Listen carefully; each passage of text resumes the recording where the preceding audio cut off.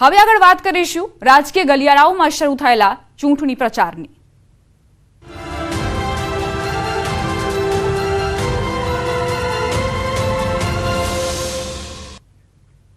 લોકસભા ચૂંટણીમાં કોંગ્રેસ અને આમ આદમી પાર્ટી વચ્ચે ગઠબંધન થયું છે। બંને પાર્ટી વચ્ચે વિવિધ રાજ્યોમાં સીટ શેરિંગને લઈને ડીલ થઈ છે। ગુજરાતની 26 લોકસભા સીટમાંથી કોંગ્રેસ 24 બેઠકો પર ચૂંટણી લડશે, જ્યારે આમ આદમી પાર્ટીના ફાળામાં 2 સીટ આવી છે, જેમાંથી ભરૂચ અને ભાવનગર સીટ પરથી આમ આદમી પાર્ટી ચૂંટણી લડશે। તો દિલ્હીમાં લોકસભાની 4 સીટ પર આપ લડશે। તેમાં નવી દિલ્હી, વેસ્ટ દિલ્હી, દક્ષિણી દિલ્હી અને પૂર્વી દિલ્હી પર आप चूंटणी लड़शे। तो वड़ी दिल्ली में कांग्रेस ने 3 सीट मળી છે।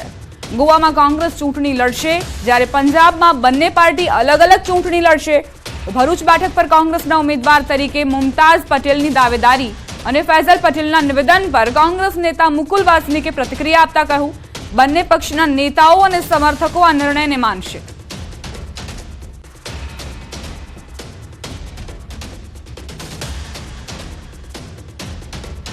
गुजरात में 26 लोकसभा सीटें हैं, 24 पर कांग्रेस लड़ेगी, 2 सीटों पर आम आदमी पार्टी के प्रत्याशी रहेंगे। भरूच लोकसभा और भावनगर लोकसभा की ये सीटें होगी। परिस्थितियों को समझकर राय मशवरा करके ये हमने फैसला किया है, ये दोनों राजनीतिक दलों के बीच में, और मुझे पूरा विश्वास है कि ये फैसले का सम्मान कांग्रेस का हर कार्यकर्ता करेगा और आम आदमी पार्टी के भी कार्यकर्ता ये समझौता पूरा इसको मानेंगे। दिल्ली लोकसभा में 7 सीटें हैं, आम आदमी पार्टी 4 पे लड़ेगी। वो 4 सीटें नई दिल्ली, वेस्ट दिल्ली, साउथ दिल्ली और ईस्ट दिल्ली। कांग्रेस पार्टी 3 सीटों पर दिल्ली में चुनाव लड़ेगी, चांदनी चौक, नॉर्थ ईस्ट और नॉर्थ वेस्ट। गठबंधन में आने का उद्देश्य मैं एक बार फिर से आप सबके समक्ष रखना चाहता हूं कि देश इंपॉर्टेंट है, पार्टी हमेशा सेकेंडरी है। इस चुनाव को हम इस तरीके से नहीं लड़ेंगे कि ये कांग्रेस यहां से लड़ेगी, आम आदमी पार्टी यहां से लड़ेगी। इस चुनाव को इंडिया लड़ेगी। कुछ सीटों पर आम आदमी पार्टी अपने कैंडिडेट उतारेगी और कुछ सीटों पर कांग्रेस अपने कैंडिडेट उतारेगी। मेरा ये मानना है, दोनों पार्टियों ने म्यूचुअली ये तय किया है कि अलग अलग चुनाव लड़ेंगे। ગુજરાતની 2 બેઠકો પર કોંગ્રેસ આપ વચ્ચે ગઠબંધનની જાહેરાત થતા ભરૂચના આપના ઉમેદવાર ચૈતર વસાવાએ પ્રતિક્રિયા આપી। इंडिया गठबंधन में जे कांग्रेस और आम आदमी पार्टी गुजरात में गठबंधन थयुं छे, एमां भरूच सीट परथी मारा नामनी जाहेरात थई छे ने अमे वधावी लईए छे।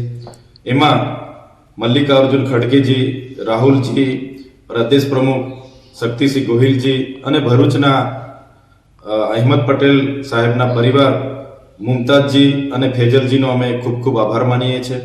साथे साथे एमने विश्वास आपीए छे के कांग्रेसना तमाम साथी मित्रों ने अमे साथे लईने एमने विश्वासमां लईने अमे आगळ वधीशुं, साथे बेसीने रणनीति बनावीशुं अने भरूच लोकसभा जीतीने स्वर्गीय अहमद पटेल जी ने अमे श्रद्धांजलि आपीशुं।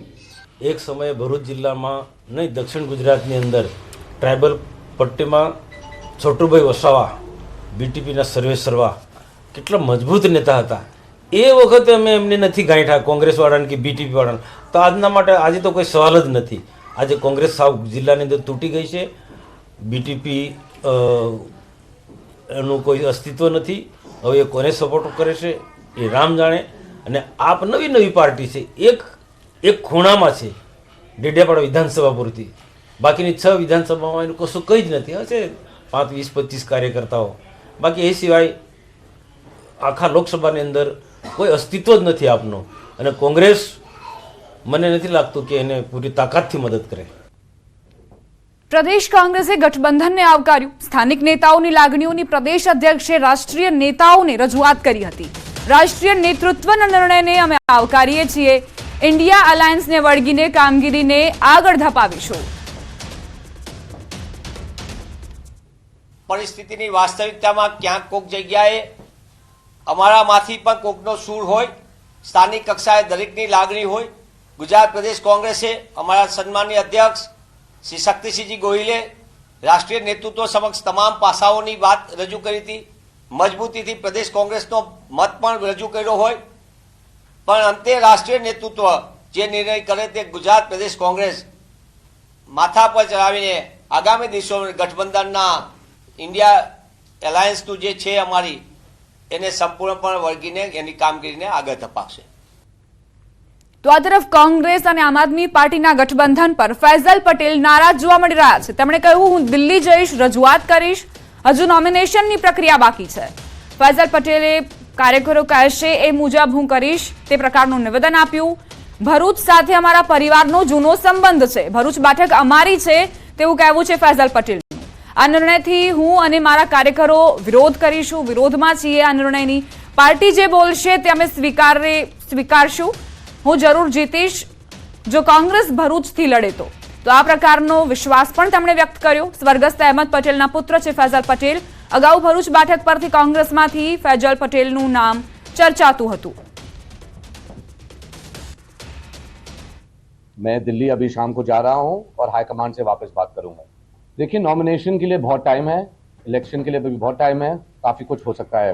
जी, आप जानते हैं कि हमारी जो रिलेशनशिप है कांग्रेस की भरूच डिस्ट्रिक्ट के साथ, हम यहाँ पर उनकी लोगों की आवाज़ बहुत सालों से बन के आ रहे हैं. मेरे लेट पिताश्री श्री अहमद पटेल भी भरूच के लिए उन्होंने बहुत काम किया है.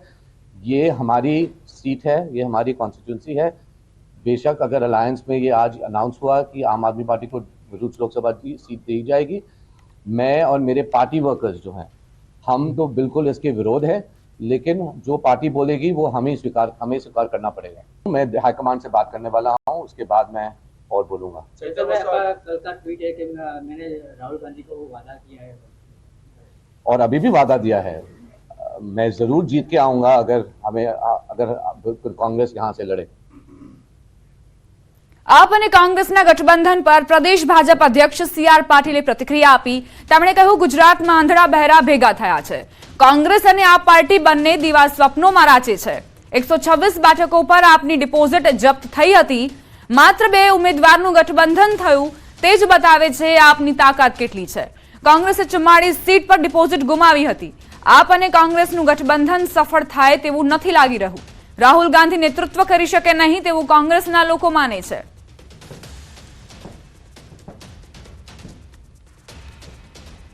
કે કોંગ્રેસ અને આપ બંને હજુ પણ દીવા સ્વપ્નમાં રાચે છે. વાસ્તવિક ભૂમિ પર આવવા માટેની એમની તૈયારી નથી. એટલે આંધળા અને બહેરાનો જે વિશ્વાસઘાત થયો હતો એવો જ સ્થિતિ અહીંયા પણ થવાની છે. અહીંયા પણ આંધળા અને બહેરા 2 જણા ભેગા થઈને ગુજરાત જીતવા માટેનો દીવા સ્વપ્નમાં રાચી રહ્યા છે. હું ચોક્કસપણે આપણે ખાતરી આપું છું કે જે ગયા વખતે 126 સીટ ઉપર આપની ડિપોઝિટ જમા થઈ હતી એમાંથી એણે બોધપાઠ લઈને આ વખતે ફક્ત 2 સીટ માટે પણ તૈયારી બતાવી. એ જ બતાવે છે કે એણે પોતે હાર માની લીધી છે. કોંગ્રેસ પણ 44 સીટ ઉપર એની ડિપોઝિટ ગુમાવી હતી અને જે એના લોકો સત્તા જીત્યા હતા આજે તો એમાંથી પણ ઘણા બધા ઓછા થઈ ગયા છે. તો એ જ સ્થિતિની અંદર જ્યારે કોંગ્રેસના આગેવાનો, કોંગ્રેસના ચૂંટાયેલા સભ્યો પણ જીતની કોઈ શક્યતાઓ જોતા નથી, ત્યારે આવા ગઠબંધનને કારણે ગુજરાતમાં એમને કોઈ જશ મળવાની કોઈ પણ શક્યતા નથી.